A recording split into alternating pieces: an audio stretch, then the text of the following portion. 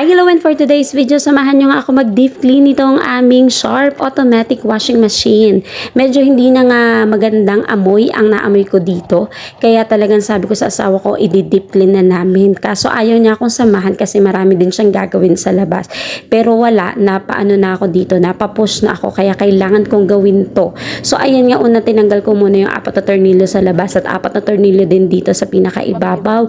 Madali lang to, may YouTube naman, pwede nyo naman puntahan. At yan, katulong yung asawa ko, yan. Wala rin naman siyang nagawa. Ayaw niya ako tulungan ng una, pero tinulungan niya din naman nga ako pagkatapos. At kita nyo naman ay sobrang dugyot at sobrang dumi-dumi talaga na makainain naman. So, yak, arty.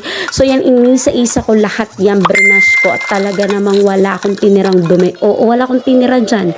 At yan nga, kuskus to the max at medyo, yan, o diba? Medyo madumi, pero talagang kinuskus ko ng maigi para puting-puti. At ito naman nga tayo dun sa pinakaloob nito.